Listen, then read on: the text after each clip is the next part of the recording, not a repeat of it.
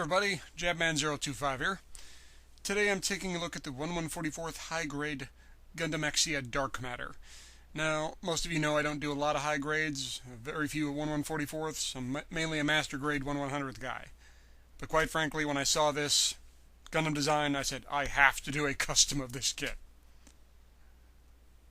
So, this is the base red you get.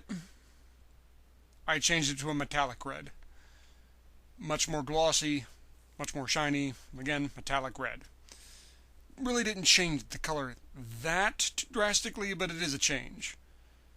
In this case, TS-18 from Tamiya.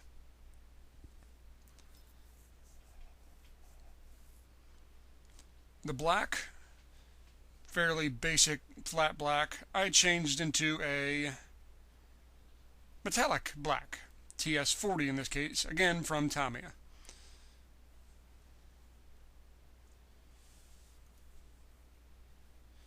And on this case, I did have to do some masking, especially on the swords you see here.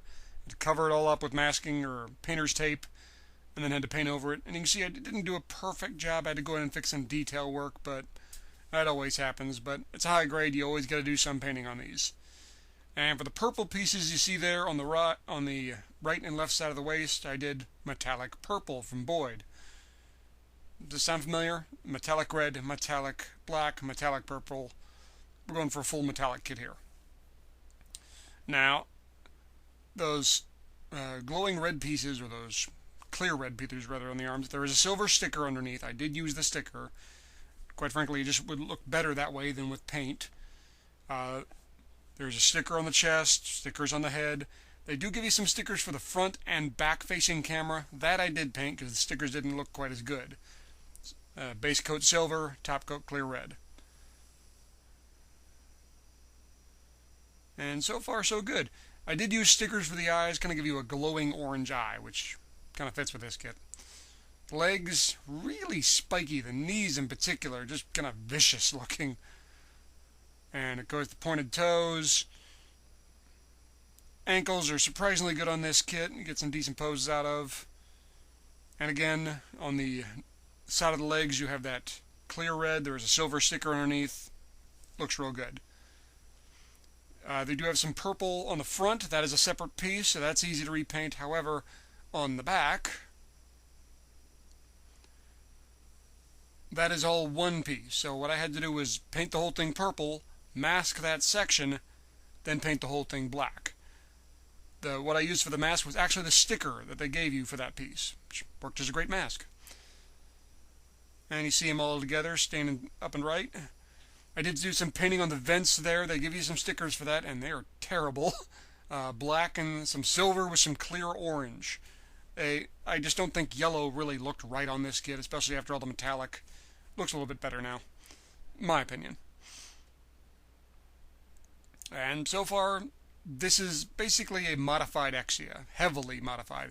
I thought it would be a little more drastic change, but not really. It's more Exia than you would really think first looking at it. It's just adding on some extra stuff, which I guess makes sense considering it comes from Build Fighters. Now, the other thing you get is this thing called the Dark Matter Booster, which looks like a parakeet that got turned into a transformer. I don't know. I think this thing is just dumb. No offense to anyone who likes it, but this just looks stupid. But you can buy this separate if you want and attach it on other high grades. Why you would do that and just buy the whole Dark Matter Exia, I don't know, but whatever. Now it does transform into a pretty kick-ass backpack. Spikes all over the place, dagger looking, attach it on there. And surprisingly, he's not really back heavy at all. I thought, oh, this big old backpack, he'll be back heavy. No problem. The GN drive on the back still kind of looks like a GN drive, but again, heavily modified. It's bigger, it's nastier, it's mean looking. Accessories, still has the beam gun, but instead of a knife on the end, they have this shield with a attachment for a beam saber. You see here. Luckily, they do not give you some giant oversized beam saber. This is about the right size for a 144th. Plug it in. No weight issues. There you go. But let's be honest. You wanted these. Like, one of the main reasons I got this has a sword of ice and fire, for Pete's sakes. It carries swords of ice and fire. How cool an accessory is that? Now on the fire sword, they give you a clear orange piece, and that piece over the top is supposed to be gray. I repainted it orange with a top coat of red with a top coat of clear orange. Tried to get closer to that burnt, heat up metal look. Doesn't look perfectly like I imagined it, but still looks good. And on the other sword, this comes all gray, and it should be blue. They even, in the manual, suggest, hey, different ways you can make this blue. I just went with an ice blue with a top coat of frost white, which I thought was appropriate.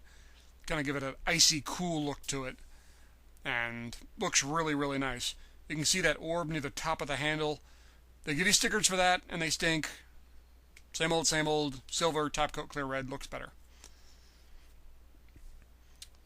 Now, they give you different hands for this to hold this thing with a bent handle. If they ever do make a master grade of this, they're probably going to have to do something similar. These swords would be way too ridiculously heavy. Other accessories, you can take off these blades on the back. I don't know if this is supposed to be a beam gun or just two really big friggin' daggers. I don't know, but either way it looks cool. You can take both off and use them both, or one off, or any way you want. And again, no back problems, no weight issues. You can get them airborne easily enough with an action base. In this particular case, I got the Build-A-Fighters action base just because, well, I didn't have one, and I thought it would look neat. Very simple action base, takes only a couple minutes to put together. It is a flip-open lid of a clear gray. And inside is, well, just a piece of paper. I thought it'd be some clear card or something fancy. No, this is just a piece of paper. You literally cut it out of the manual. No lettering or anything, but if you want to write your name in there, go to town. It does have a space for a LED, so if you wanted to put an LED in there, you could. As yes, supposedly it would normally be green, but in this case, yeah, I went with red just because it's a Dark Matter Exia. Looks nice. I don't think I'll ever use the LED that often, but whatever.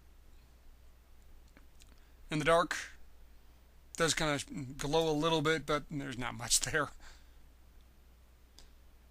Overall, this is a good high grade. This is a fun design. Like I said, I primarily got this because I saw this kit and I went, I have to make a metallic version of this kit. I just have to do it. So I picked it up. When I picked it up, I think, I don't think they'll ever make a master grade of this.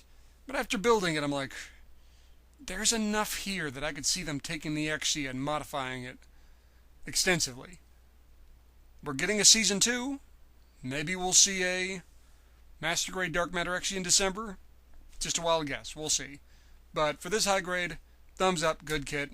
For the little action base, it's a nice little throw-in. They don't cost that much. If you got a Build Fighters kit, why not? It's fun. Thumbs up from that too. Well, gang, thanks for watching. Hope you enjoyed this review. I hope you found it informative. If you got any questions, please ask them. I'll answer them as best I can. Please stay in tune for more. I always got more reviews coming. And as always, guys, thanks for watching, and I'll see you next time. Oh, and one more thing. It has since been pointed out to me that this is actually not a 1/144th kit. This is actually a 1:1 scale kit. Because this is not a kit of a giant robot. This is a model kit of a model kit.